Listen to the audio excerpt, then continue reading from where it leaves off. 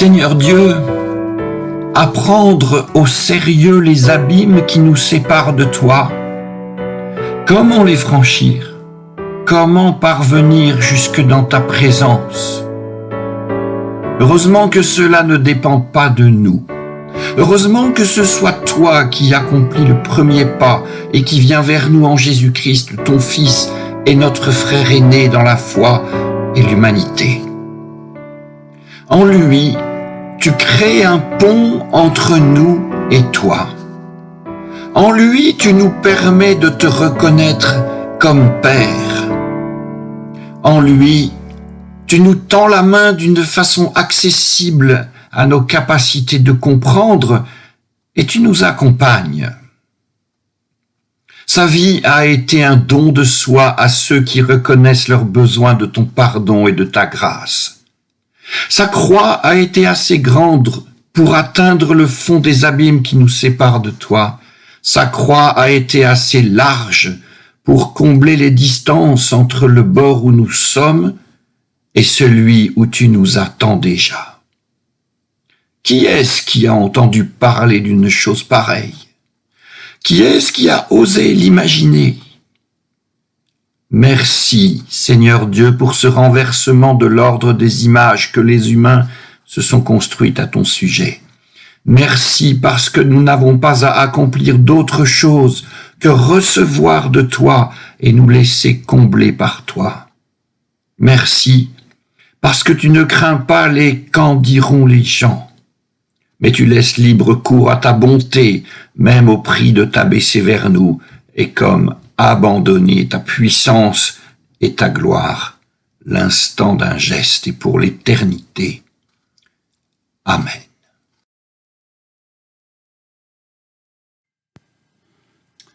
C'est toujours encore le chapitre 13 de l'évangile de Matthieu avec des histoires d'enseignement en parabole. C'est toujours Jésus qui parle et des gens qui ensuite viennent interroger son enseignement. Jésus donc leur proposa une autre parabole. Il en va du royaume des cieux comme d'un homme qui a semé du bon grain dans son champ. Pendant que les gens dormaient, son ennemi est venu. Par-dessus le grain, il a semé de l'ivraie en plein milieu du blé, et il s'en est allé.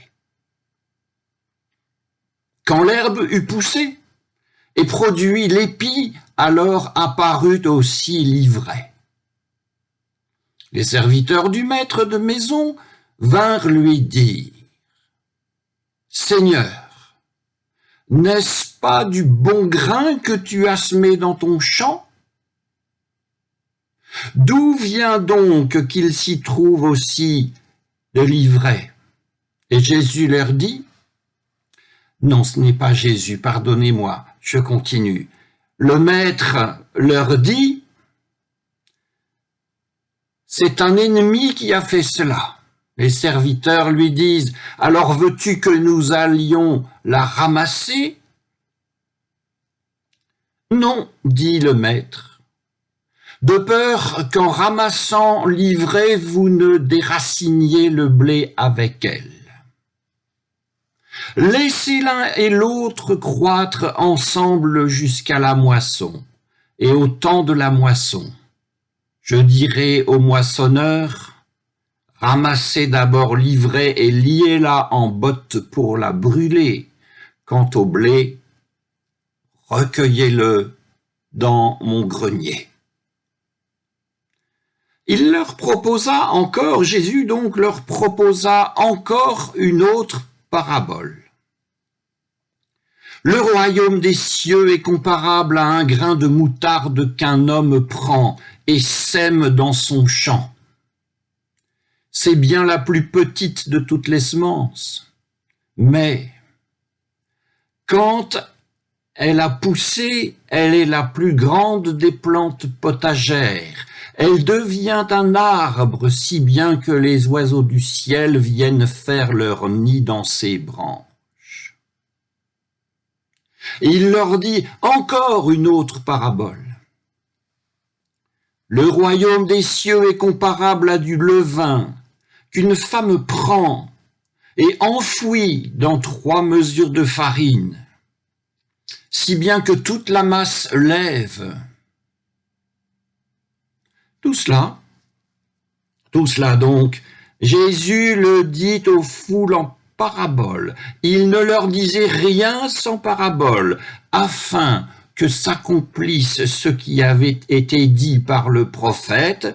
J'ouvrirai la bouche pour dire des paroles. Pour dire évidemment des paroles, pardonnez-moi, chers amis. J'ouvrirai la bouche pour dire des paraboles. Je proclamerai des choses cachées depuis la fondation du monde. Et alors, Jésus, laissant les foules, vint à la maison et ses disciples s'approchèrent de lui et ils lui dirent : « Explique-nous la parabole de l'ivraie dans le champ. » Jésus leur répondit : « Celui qui sème le bon grain, c'est le Fils de l'homme. Le champ, c'est le monde. Le bon grain, ce sont les sujets du royaume. L'ivraie, ce sont les sujets du malin. L'ennemi qui l'a semé, c'est le diable. La moisson, c'est la fin du monde. Les moissonneurs, ce sont les anges. De même que l'on ramasse l'ivraie pour la brûler au feu, ainsi en sera-t-il à la fin du monde. Le Fils de l'homme enverra ses anges, ils ramasseront pour les mettre hors de son royaume toutes les causes de chute et tous ceux qui commettent l'iniquité.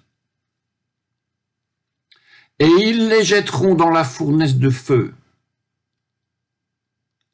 Et là seront les pleurs et les grincements de dents. Alors, les justes resplendiront comme le soleil dans le royaume de leur Père. Entende celui qui a des oreilles pour entendre.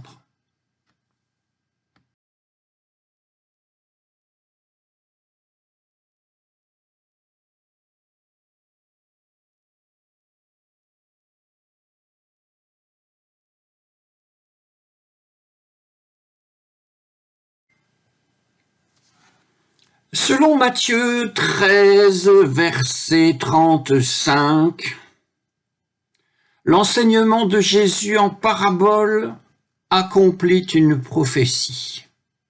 Que voici : j'ouvrirai ma bouche pour parler en parabole, je proclamerai ce qui a été caché depuis la fondation du monde.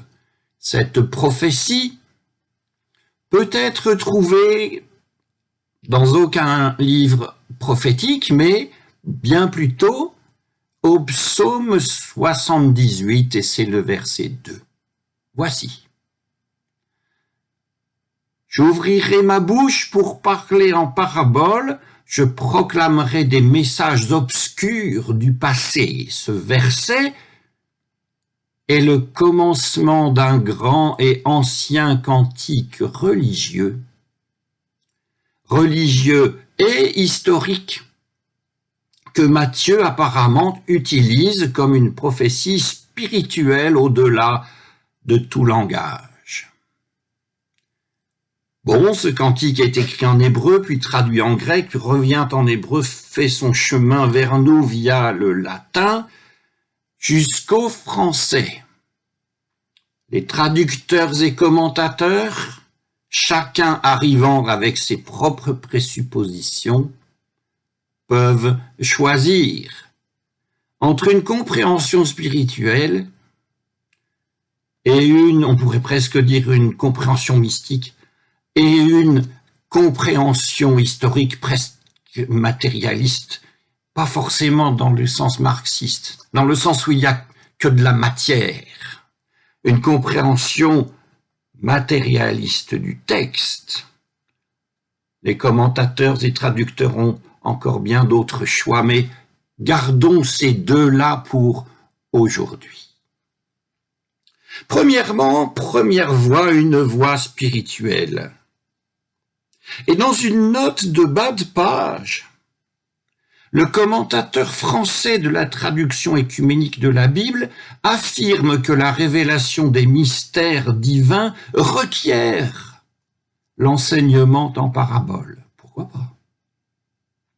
Mais si nous regardons d'abord la parabole de l'ivraie et du bon grain, puis la soi-disant explication que Jésus donne de la même parabole, nous devons admettre que rien n'est révélé.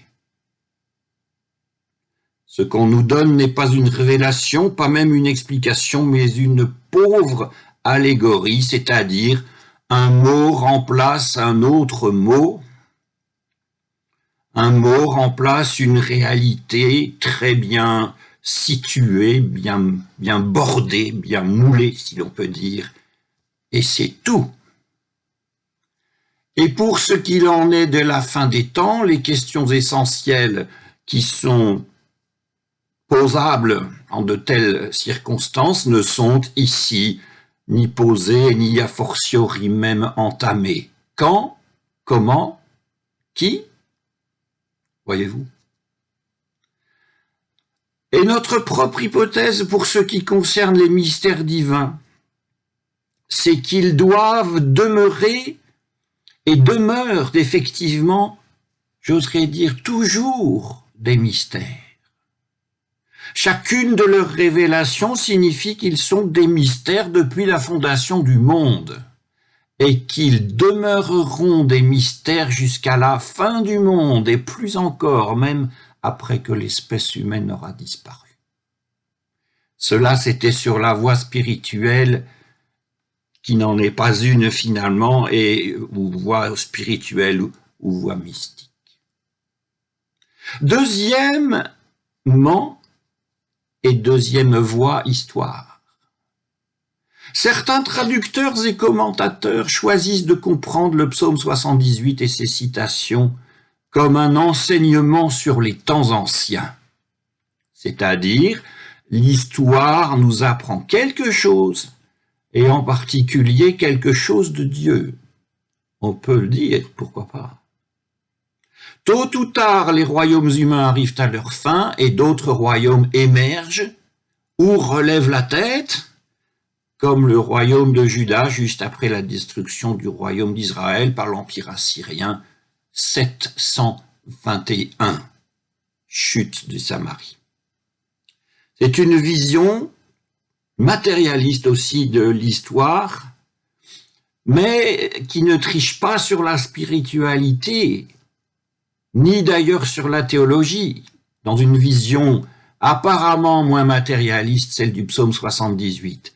Si la tribu de Juda survit, c'est parce que Dieu l'a choisi, choix perpétuel, même s'il est un choix historique, et qu'il a choisi David et ses successeurs.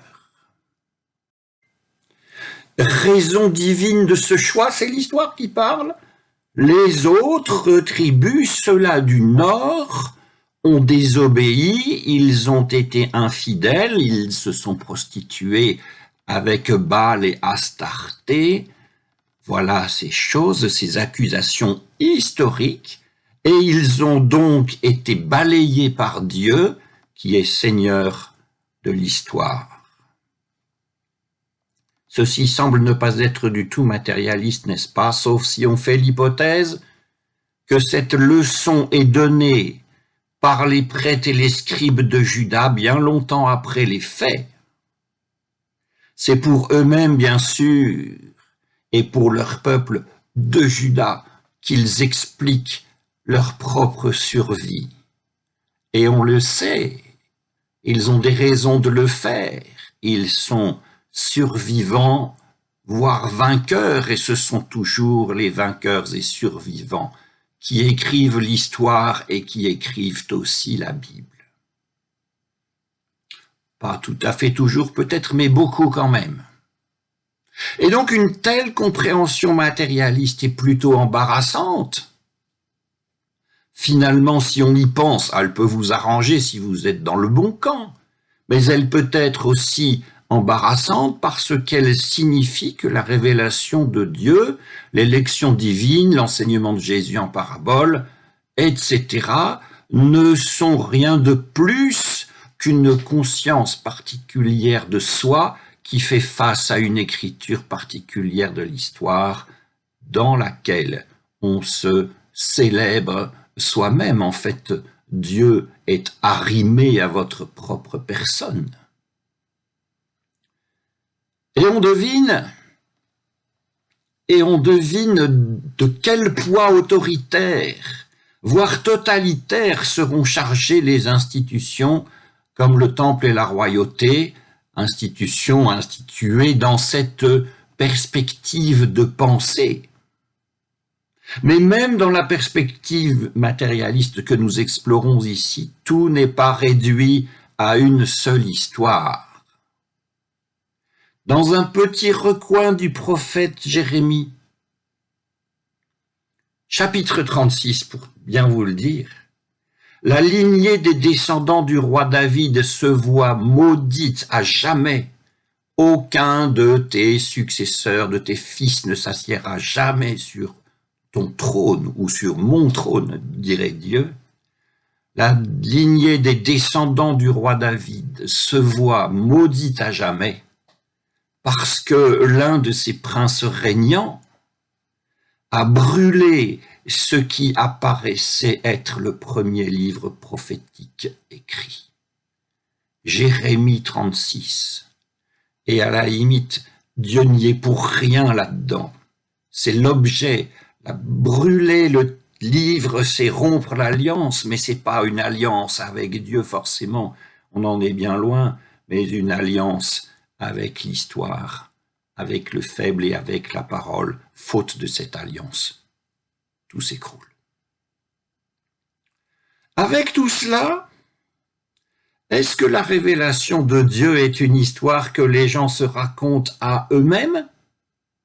Question embarrassante. Puisque c'est embarrassant, c'est intéressant. Une relation avec Jésus-Christ, une relation avec Dieu, cela doit être embarrassant. Je n'hésite pas à le dire. En fait, c'est réellement une aventure et il y a beaucoup à apprendre des hommes et de soi dans cette aventure. L'idée d'une certaine conscience de soi nous amène à une troisième compréhension de l'enseignement de Jésus en parabole. Ces savoirs cachés ou mystérieux qui sont l'objet de l'enseignement de Jésus en parabole ne sont ni cachés ni mystérieux, ou du moins ne sont pas si cachés et mystérieux. Ils sont cachés et mystérieux, d'accord, soit, mais réellement offerts à tous les regards depuis le commencement, depuis la page 10 ou quelque chose comme ça de chaque Bible, là où commence Genèse 1:1, au début, au commencement, Dieu créa. Et c'est ce que le serpent va dire encore et encore, non pas Dieu créa, mais il est si proche des humains, ce serpent, qu'il est en quelque sorte leur plus proche et leur meilleur ami.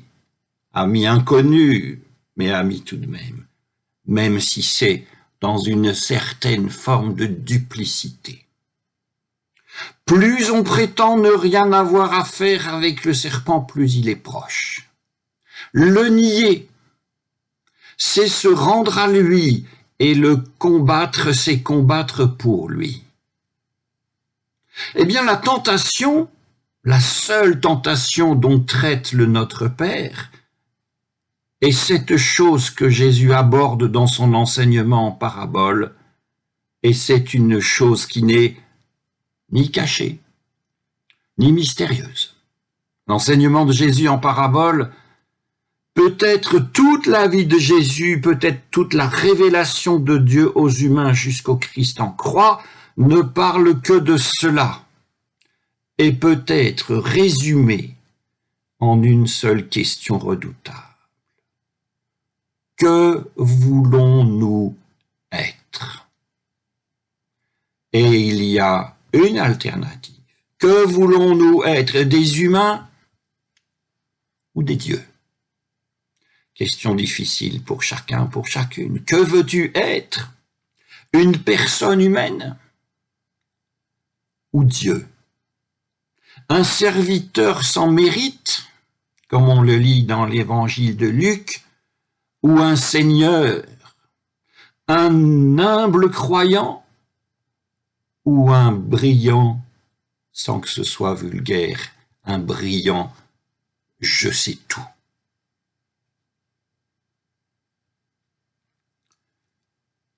Comment veux-tu vivre? Juste pour toi-même ou, comme Martin le dit en latin, coram Deo, c'est-à-dire devant Dieu? Alors s'il est vrai que nous souhaitons n'être rien d'autre que des humains, nous sommes appelés à répondre à cette question. Qui veux-tu être? Coram Deo, devant Dieu, ou répondre à cette question non pas une seule fois, mais assez souvent, peut-être chaque jour, peut-être chaque matin. Nous sommes appelés à grandir dans la vie et dans la foi. Nous sommes appelés à surmonter cette unique tentation. Et c'est ainsi que l'enseignement de Jésus en parabole est un don précieux. Une nourriture précieuse, même si elle est parfois un peu amère. Elle nous nourrit afin que nous sachions qui nous sommes et aussi qui nous devons devenir. Sœurs et frères, nous sommes sur le chemin du royaume des cieux. Jésus nous y guide en nous enseignant les paraboles, mais bien d'autres choses encore. Et Dieu surtout nous y est en aide. Amen.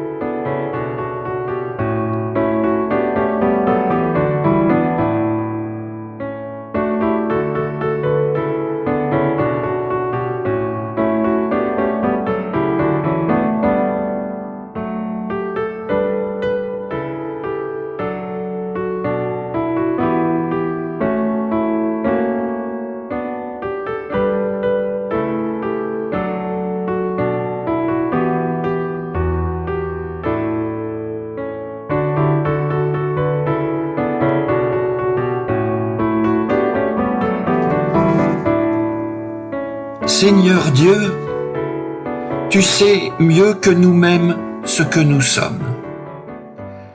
Des êtres de passage, pétris de rêves et de poussière, mais sur lesquels tu poses ton regard d'amour et de tendresse. Ce matin, nous voulons te répondre en te disant notre prière comme un engagement. Nous voulons résister aux mots inutiles qui défont plus qu'ils ne construisent. Nous voulons écouter avec humilité et patience, accepter les paroles qui alertent et qui instruisent. Nous voulons vivre avec lucidité et espérance, ne portant pas des projets au-dessus de nos forces, ne nous résignant pas aux souffrances de la terre. Nous voulons te servir librement, t'appeler quand nous ne comprenons pas, t'obéir quand nous te comprenons assez. Nous voulons accueillir ton pardon qui nous délivre de nos culpabilités et de nos regrets. Nous voulons vivre cette journée que tu nous donnes comme une fête à laquelle tu nous invites. Voici, Seigneur Dieu, nous nous tenons devant toi pour faire ta volonté. Donne-nous, nous t'en prions, le courage, la force et la sagesse de transformer l'essai et de nous élancer sur ce chemin que tu nous as ouvert en Jésus-Christ, avec lequel nous te prions. Notre Père qui es aux cieux, que ton nom soit sanctifié, que ton règne vienne, Que ta volonté soit faite sur la terre comme au ciel. Donne-nous aujourd'hui notre pain de ce jour. Pardonne-nous nos offenses, comme nous pardonnons aussi à ceux qui nous ont offensés. Et ne nous laisse pas entrer en tentation, mais délivre-nous du mal. Car c'est à toi qu'appartiennent le règne, la puissance et la gloire pour les siècles des siècles.